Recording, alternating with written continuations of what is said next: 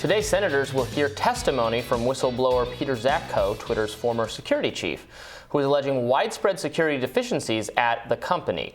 Now, the Hill broke down 5 things to watch ahead of the hearing, including whether Democrats and Republicans will form a united front. Questions on foreign interference, national security scrutiny, the shareholder vote, which is where Twitter shareholders will vote on whether to approve Elon Musk's embattled $44 million deal to buy the company, and then finally, how Tesla CEO Elon Musk factors into all of this. The shareholder vote will likely coincide with the hearing, according to the Hill, which is fascinating. So the latest also is Elon Musk has claimed that the deal they made, Zatko, when he left, they gave him some money to leave, violated his agreement with Twitter when he was going to purchase the company, because he was supposed to have say on these kinds of decisions, or they weren't supposed to make any. It kind of doesn't sound that convincing to me, because there's like a carve out for it if they thought it was necessary for the company, which obviously they're going to say is necessary for the company. So yeah, and Twitter obviously has come out saying that they disagree with this now third attempt at an argument from Elon Musk as to why he does not have to buy the company. But they also don't want him to buy. No, but look, I mean, this has come so far. It's the most insane lawsuit ever. It's come so far from the posture that we were talking about this in when Elon Musk first arrived somewhat triumphantly on the scene as the man who was going to save Twitter from itself. Never meet your heroes. I mean, that's the thing. I think that so much of the conversation about these kinds of things online casts folks as righteous free speech defenders and honorable and just and brave and courageous, and these great men are going to swoop in and solve all the problems of various companies. And the reality is, it's just business people doing business people the way it always is. And the reasons that a lot of these companies infringe on speech in the way that we sometimes criticize, or, behave in ways that we find to be distasteful, all have to do with the same kinds of incentives, bottom line incentives, that are happening with Twitter now. And that ultimately would happen regardless of who was in charge, I think, with very little in the way of tweaks. Well, right, I said that, even though I was somewhat optimistic when it looked like he was going to take over, because I share his stated commitment, at least, to free speech principles. He was going to run into a lot of issues because some of these calls end up being difficult, some of the lines getting drawn. We talked about this in my radar yesterday. The whole I saw you had some feelings about this professor who got her tweet taken down for like that really awful thing she said about Queen Elizabeth. Yeah, and then she was censored.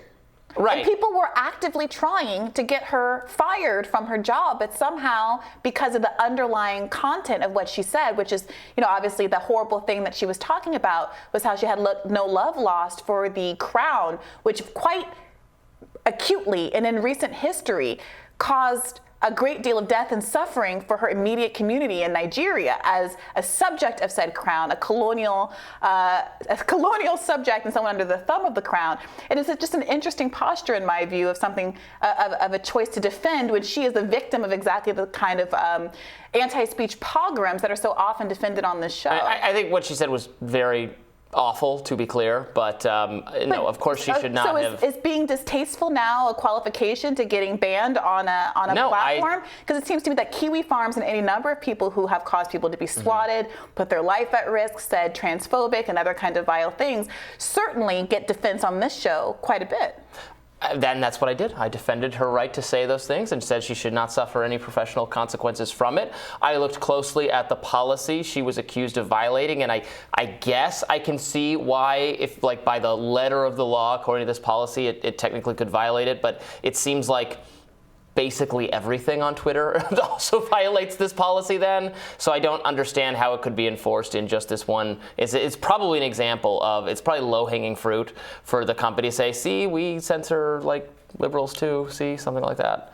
Well, I think that quite a few, the point that so many people on the left make is that we are censored, in fact, in greater volumes, we would argue, than people on the right. But that when we are censored, when books are banned, when there's legislation, as has come down all across the country, to actually prevent people from reading in a way that is much more reminiscent of Fahrenheit or 1984 and any of these books that warn against these kinds of state-sponsored interventions, there's a relative amount of silence. And I think that this Twitter example is not for me.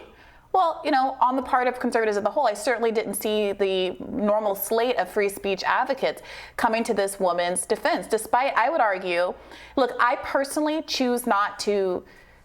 I think there's a balance between the humanity of any individual who dies and their family and a certain degree of respect that I completely appreciate people want to show, and the reality that many public figures have done a lot of terrible things in their lifetime, and people who are directly impacted by those things, I think, are completely fair in wanting to express their own frustrations at the time of death or any other time they want. I certainly wouldn't tell anyone who was a victim of any kind of political pogrom, I wouldn't tell, a Jewish person, for instance, that they shouldn't say the most vile, hateful thing they want to say about the death of a Nazi. That is the way the world is. And obviously these things are in gradations and differences of values. But at the end of the day, I thought it was really telling that so many people would look at someone who's literally the subject of an oppressive, colonial, regime, not generations ago. This isn't about generational guilt, but very much in the living history of living people today.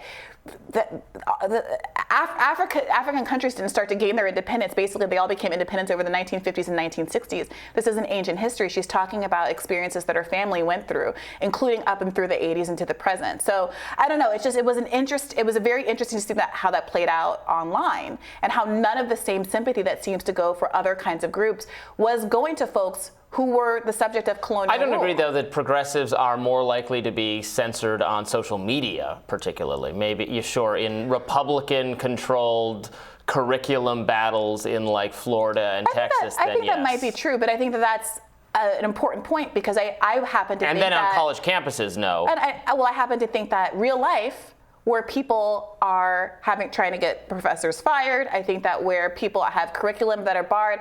There was a recent story about a librarian who tried to help kids go and find where banned books could be found in the public library, and her assisting kids in that way put her job at jeopardy. I think that those kinds of real life instances are frankly much more threatening and much more of a problem than what happens on the internet. So I completely agree. I can't say qualitatively who gets more. That's an overstatement, obviously, on my part. But certainly it's commensurate. And I think that this should be a bipartisan effort, and instead of kind of like the left versus right punching that ends up But I would say that the censorship that Elon Musk said was a problem and that he wanted to reverse, although he's now trying not to take over Twitter and not going to fix it. The kind of censorship online of whole categories of topics for discussion with relation to COVID, with relation to the Biden family, Hunter Biden, et cetera, those were socially consequential, narratively consequential they're not as important for an individual, right? An individual who's fired from a library, what you're talking about, I can see how that's worse for that person. But these are big platforms and organizations setting the terms of a large and important, weighty public policy conversation in terms very unfriendly to conservatives. I think that policy in real life that affects entire school boards, that sets precedents for real life people getting fired, isn't narrow. It's actually quite broad.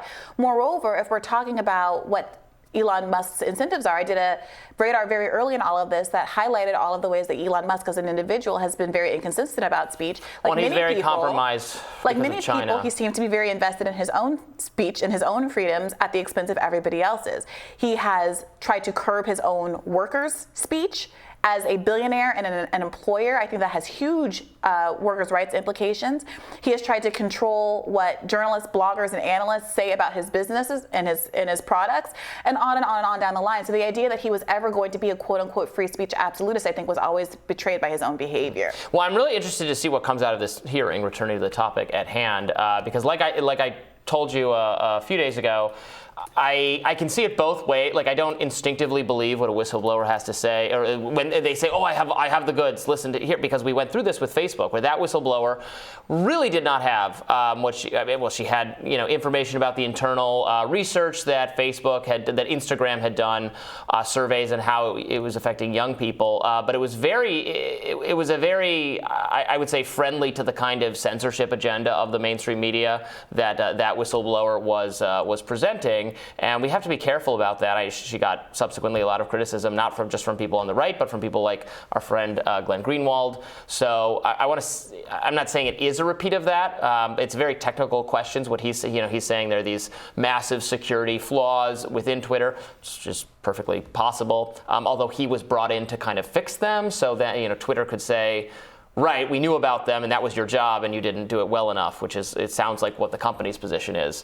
So it will be interesting. And what we pointed out, what the Hill pointed out, is a good question. Will Republicans and Democrats approach this from the same way? Because often at these kinds of hearings, or when Dorsey, Zuckerberg, et cetera, have been brought before Congress to answer questions, they get grilled. They get attacked from both sides, but usually for opposite reasons. Usually they have all the Democrats saying, how dare you erode our democracy and the integrity of our elections, and our society hates itself, and there's so much misinformation, and there's blood on your hands because you let someone's uncle say something about masks that maybe isn't 100% true.